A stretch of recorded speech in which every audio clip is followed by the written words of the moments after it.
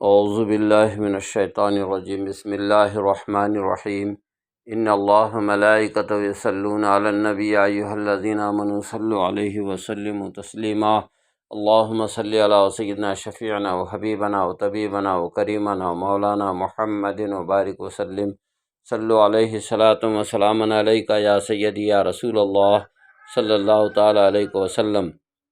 حاضرین، خانقاہ عالیہ خدا نمایاں میں حضرت سیدنا امام حسین رضی اللہ تعالی عنہ سے متعلق بیان جاری ہے۔ ہم نے کل کے بیان میں بتایا تھا کہ حضرت امام حسین رضی اللہ تعالی عنہ زمین پہ قید حیات جب تک ہیں، یا کربلا کی زمین پر پہنچنے تک کے امام حسین رضی اللہ تعالی عنہ، بلکہ سرزمین کربلا میں بھی امام حسین جو ہے دین مصطفیٰ صلی اللہ تعالی علیہ وسلم کے محافظ ہیں، اور اتنا ہی نہیں بلکہ جو ہے زمین کی ہر شے کے محافظ ہیں، حرمین طیبین کے محافظ ہیں۔ دیکھیے، جب تک کہ امام حسین بقید حیات ہیں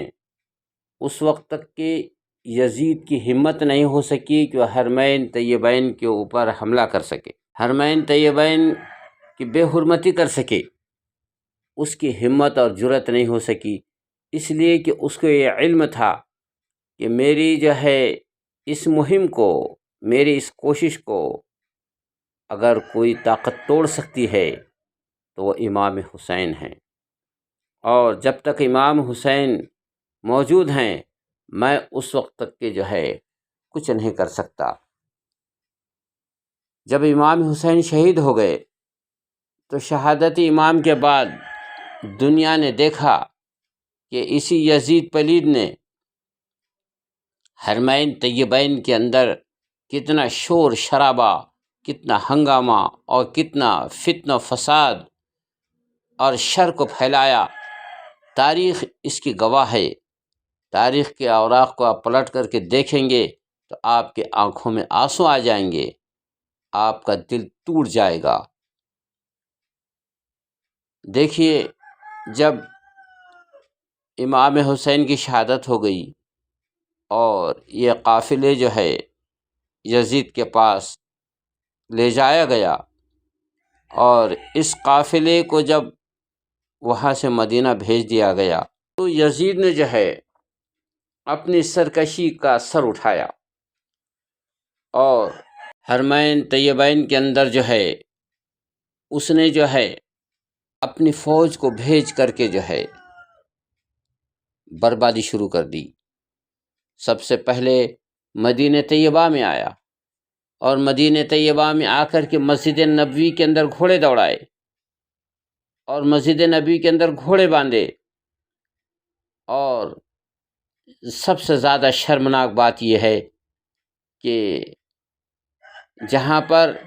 مسجد رسول صلی اللہ علیہ وسلم کی بے حرمتی کی، رسول پاک صلی اللہ علیہ وسلم کے جو ہے آرام گاہ کی بے حرمتی کی، وہاں پر جو ہے اس نے مدینے کی عورتوں کو جو ہے اپنی فوج کے استعمال کے لیے، ریپ کے لیے، زنا کے لیے جو ہے 3 دن کھلے چھوڑ دیا تھا۔ کہا کہ میری فوج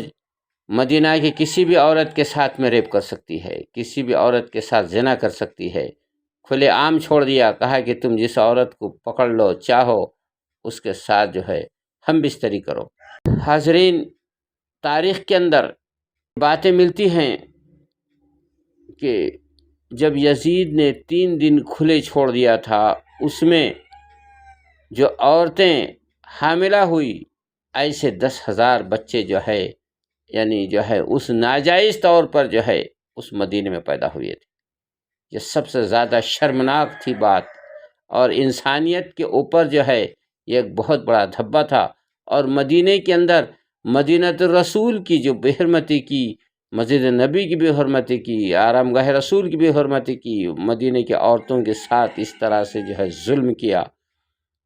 وہاں پر صحابہ کرام کو کوئی قتل کیا، جنہوں نے جو ہے اس کی مخالفت کی ان کو قتل کر دیا۔ عزیز اور دوستو، اس وقت میں بڑے بڑے صحابہ اکرام موجود تھے، لیکن کسی کے اندر یہ طاقت اور جرأت نہیں تھی کہ وہ اس کی سازش کو اور اس کی جو ہے فوج کو روک سکے اور ان کا مقابلہ کر سکے۔ ان میں کسی کی طاقت اور جرأت نہیں تھی، وہ صرف ذات تھی امام حسین کی، جو مدینۃ الرسول کو بے حرمتی سے بچا رہا تھا، اور مکہ معظمہ کو بے حرمتی سے بچانے والی جو ذات تھی وہ امام حسین کی ذات تھی۔ جب پوری طرح سے مدینے کو برباد کر دیا تو وہاں سے مکہ مکرمہ کا رخ کیا، اور مکہ مکرمہ کے اندر بھی جو ہے اس نے وہی غدر مچایا، خانہ کعبہ کے غلاف کو جلا دیا، یہاں تک کہ جو ہے تاریخ کے اندر ملتا ہے کہ وہ سینگ جو اس دمبے کے تھے جو حضرت اسماعیل علیہ السلام کی جگہ جنت سے دمبا لا کر جو ذبح کیا گیا تھا، تو اس مینڈھے کے سینگ جو ہے، اس دمبے کے سینگ جو ہے تبرک کے طور پر خانہ کعبہ میں رکھے ہوئے تھے، وہ سینگ بھی جو ہے اس کے اندر جل گئے، خانہ کعبہ کا غلاف جلا دیا، خانہ کعبہ میں گھوڑے دوڑا دیے، اور مکہ مکرمہ کی جو ہے عظمت اور شان کو جو ہے اس نے جو ہے ملیا میٹ کر دیا۔ اور اس وقت میں بھی جو ہے وہاں پر جو ہے حضرت زبیر بن عوالم اور ان کی اولادیں اور ایسے صحابہ کرام موجود تھے، لیکن اس میں سے کسی کے خون میں وہ گروپ نہیں تھا جو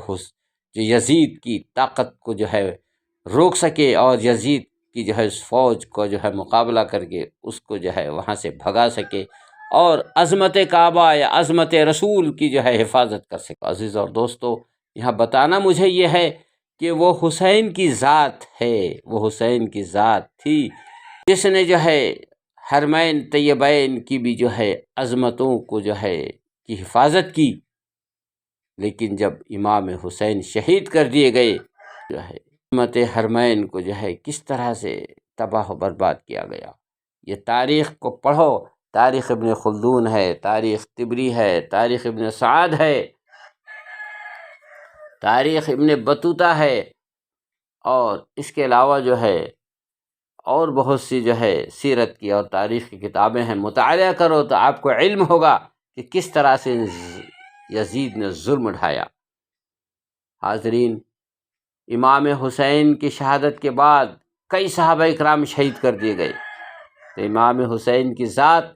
ان صحابہ کے لیے بھی ضامن تھی، لیکن امام حسین کی شہادت کے بعد صحابہ کا بھی خون بہا، اور حرمین طیبین کی بھی جو بے حرمتی ہوئی، اور آپ کے سامنے جو ہے سارے جو ہے حالات موجود ہیں۔ اس کے بعد جو ہے جو بھی سر اٹھاتا اس کو کچل دیا جاتا، لیکن یزید کا ظلم یہ بہت دنوں تک کے نہیں چلا۔ تاریخ کے اندر ہے کہ 3 سال اور کچھ دن یا 4 سال تک کے جو ہے یزید نے جو ہے امام حسین کی شہادت کے بعد میں جو ہے زمین کے اوپر جو ہے اپنے ظلم کی جو آندھی تھی اس کو چلایا، اور اس کے بعد میں جو ہے اس کی ظلم کی آندھی جو ہے ہمیشہ ہمیش کے لیے ختم ہو گئی، اور ایسی ختم ہو گئی کہ اس کا کوئی نام بھی لینے والا موجود نہیں ہے۔ آج نہ یزید کا خاندان موجود ہے، نہ یزید کی اولاد موجود ہے، نہ یزید کا نام لینے والا موجود ہے۔ آج اگر یزید کے کچھ نام لینے والے جو ہے زمین پہ ادھر ادھر جو ہے یزید کی تعریفیں کرتے پھرتے ہیں، یہ یزید وہ خلیفۃ المسلمین مانتے ہیں، تو وہ بھی اپنی اولاد میں کسی کا نام یزید نہیں رکھتے ہیں۔ تو یہ ہے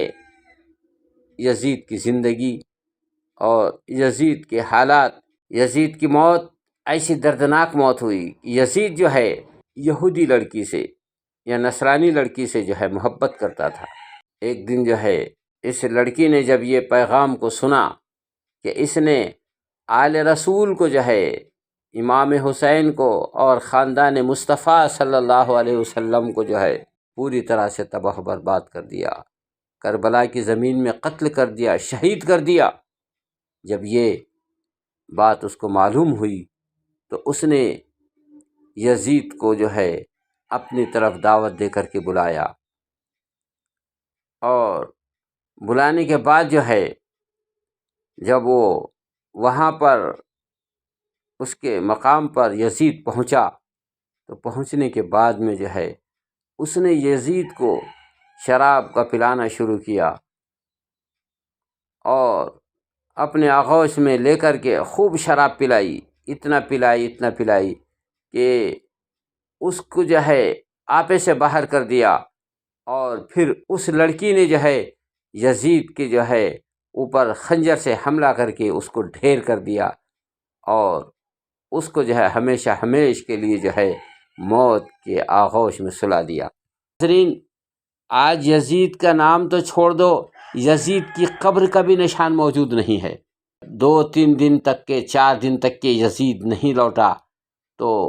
ان لوگوں کو فکر ہوئی کہ یزید کہاں ہے، یزید کی تلاشی ہوئی۔ یزید کی تلاشی ہونے کے بعد میں جو ہے